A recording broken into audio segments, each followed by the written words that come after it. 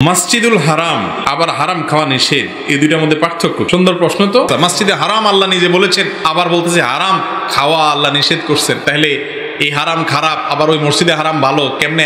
একই হারাম এখানে ভালো এখানে খারাপ কেমনে হয়ে যায়? সুন্দর প্রশ্ন। ভাইরা আমার, হারামিম এই শব্দটার মূল অর্থ হলো সম্মান। মূল অর্থ কি? সম্মান, মর্যাদা। মসজিদুল হারাম সম্মানিত মসজিদ বলে এটা তো বুঝলাম। এখন আমরা যেটা খাওয়া হারাম, দেখা হারাম, করা হারাম বলি, সেটারে আমরা সম্মানিত বলি, মানে কি সম্মান করে এটা করব না। সেখানে সম্মানের অর্থটা হলো আল্লাহ নিষেধ করেছেন, এটা একটা রেসপেক্টের জায়গা, যে এটা আল্লাহ করতে নিষেধ করেছেন, এটা বলতে নিষেধ করেছেন, এটা খাইতে নিষেধ করেছেন, ওটা ধরতে নিষেধ করেছেন, এদিকে যেতে নিষেধ করেছেন। আল্লাহ যেগুলোকে নিষেধ করেছেন এগুলো হলো সীমানা। এই সীমানাটা লঙ্ঘন করাটা আল্লাহর সম্মানার্থে উচিত না। আমরা এই কাজটা কেন করি না? আল্লাহর সম্মানে করি না। তাহলে জানাজা নিয়া, লাশ নিয়ে রাজনীতি করা যাবে? কিন্তু আমরা করতেছি। জানাজা কয়টা হবে ভাই? একটা। এমনকি মানুষ মৃত্যুর পর যেখানে মৃত্যুবরণ করে সেখানে দাফন করাই হলো সুন্নাহ। সেখানে দাফন করাটাই হলো কি? সুন্নাত। কিন্তু আমাদের মনে চায় না, লাশ এটারে টানে টানি আমরা আনবো, চেঁচাই আনবো, আনিয়ে একেবারে নিজের গ্যারামানি ঢুকাবো। এটা সুন্নাহ না। সুন্নাহ হলো যেখানে মারা গেছে সেখানে দাফন করে দেন। লাশ দীর্ঘ সময় অপেক্ষা করে রাখা এবং টানাটানি করা এটা জায়েজ নেই। কোনো বিশেষ কারণে আপনার সেটা রাখতে হয়েছে ফ্রিজে বা কোনো কিছুতে, ভিন্ন কথা।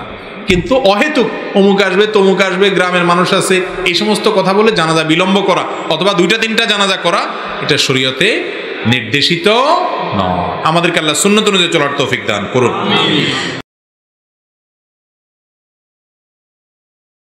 শবে বরাতের কোনো আমল আছে কিনা, শবে বরাতের রোজা ও নামাজের নিয়ম, তো সাবান রজনীর কথা আমরা বেশি জানি, শুধু না সবচেয়ে বেশি আমরা এ রাতে ইবাদতের চেষ্টা করি। তো সবচেয়ে বেশি চেষ্টা তো হওয়া উচিত হলো লাইলাতুল কদরে। এর পাশাপাশি যদি কেউ মধ্য সাবানের রাতে আল্লাহ তাআলার ক্ষমা লাভের চেষ্টা করে, সেটা দর্শনীয় না, সেটা জায়েজ। এই রাতের এতটুকু ফজিলত অবশ্যই প্রমাণিত যে আল্লাহ রাব্বুল আলামিন এই রাতে হিংসুক ছাড়া, মুশরিক ছাড়া বাকি মানুষগুলোকে সাধারণ ক্ষমা ঘোষণা করেন। মধ্য সাবানের রাত বা যেটাকে শবে বরাত বলছি আমরা, এই রাতের মূল আমলই হলো, এটাকে কেন্দ্র করে মূল আমলই হলো নিজেকে শিরক এবং হিংসা থেকে পরিচ্ছন্ন করা, সাধারণ ক্ষমার উপযুক্ত করা। এটা হলো মূল আমল, বাস। এর বাইরে আপনি ক্ষমা লাভের জন্য যদি চেষ্টা করেন সেটা কোনো দর্শনীয় বিষয় নয়। তবে এই রাতকে কেন্দ্র করে বিশেষ ফরম্যাটে নামাজ, রাত জেগে, তারপর বিশেষ ফরম্যাটে ইবাদত, এই সূরা এতবার, এই নামাজ এত রাকাত, এরকম কোনো কথা কোরআন হাদিসে বর্ণিত হয়। এগুলো আমরা মনগড়া বানিয়ে নিয়েছি, এবং যদি এরকম কোনো ফরম্যাট আমরা ঠিক করে নিয়ে সেভাবে ইবাদত করাটাকে আমরা এই রাতের আমল, শরিয়া সিদ্ধ আমল মনে করি বা সুন্নাহ আমল মনে করি বা কোন নির্দিষ্ট আমল মনে করি, তাহলে বেদাতে পর্যবসিত হবে।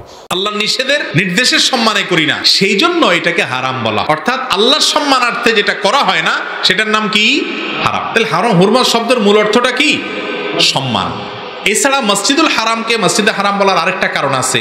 এই মসজিদে অনেক কাজ করা যায় না হারাম, যেটা অন্য জায়গায় করা যায়। এহরাম পরা অবস্থায় এখানে কোনো মশামাছিও মারা যায় না। হালাল না হারাম সেটা? এহরাম পরে উমরা করতে গেছেন, হজ করতে গেছেন, ওই অবস্থায় হারামের এরিয়াতে ঢুকলে মশামাছিও মারা যায় না। সম্মানিত সেখানে আল্লাহ তাআলা কিছু বিশেষ জিনিসকে হারাম করেছেন, এবং সেই সম্মানার্থে মসজিদুল হারাম বলা হয়। তাহলে হারাম শব্দের হুরমত মূলধাতু যেটা, সেটার মূল অর্থটা হলো সম্মান। এই সম্মান থেকে মসজিদুল হারাম সম্মানিত মসজিদ, সেখানে অনেক কিছু করা নিষেধ। আবার যেগুলো আল্লাহ নিষেধ করেছেন সেগুলোও আমরা করি না কেন? আল্লাহর সম্মানে সেগুলো নিষেধ। সেই জন্য আল্লাহর সম্মান, নির্দেশের সম্মান রক্ষা করতে গিয়ে যদি করি না, এই জন্য সেগুলোর নাম কি? হারাম। আপনাকে যদি আমি সুযোগ দেই যে আপনি মাননীয় প্রধানমন্ত্রীর সাথে, প্রেসিডেন্টের সাথে সাক্ষাতের সুযোগ পাইলেন, আপনাকে ব্যবস্থা করে দেওয়া হলো, কেউ একজন সুযোগ করে দিছে আপনাকে, যে হ্যাঁ আপনি ওনার সাথে সাক্ষাতের সুযোগ পাইছেন, আপনি চাইলে যাইতে পারেন, 10 মিনিট টাইম পাবেন, আপনার যা চাওয়ার চাইতে পারেন। কি বলেন? এটা শোনার পর সুযোগটা আপনি গ্রহণ করবেন, নাকি বলবেন ভাই আমি তো আসলে অত সুন্দর করে চাইতে দিতে পারবো না, ঠিক আছে আপনি আমার পক্ষ থেকে চাই, আপনার আমি টাকা দিয়ে দিলাম? করবেন? কোনো পাগলও করবে না। করবে? আর এই চান্স মানুষ হারায় নাকি? যা বলবো প্রধানমন্ত্রী আমার বাড়ি দরকার, গাড়ি দরকার, অমুক আমার দিকে চাইছে, চোখগুলো তুলে ফেলান, হান করেন, তান করেন, যত ধান্দা আছে সব নিয়ে আমরা 15 মিনিটে হাজির করতাম, ঠিক না? ঠিক। এই যদি হয় দুনিয়ার আল্লাহর একজন বান্দা, তার ব্যাপারে আপনার ধারণা, তো আল্লাহ রাব্বুল আলামিনের কাছে দোয়া করার সুযোগ আপনি পাইছেন। আপনি রমজানের রোজা অবস্থা দোয়া কবুল হয়, সাহরিতে দোয়া কবুল হয়, দোয়া কবুলের সময়গুলো পাইছেন। কত বড় কপাল পড়া হলে আপনি হুজুরের টাকা দেবেন, হুজুর 200 টাকা দিয়েছে, আপনি দোয়া করে দেন।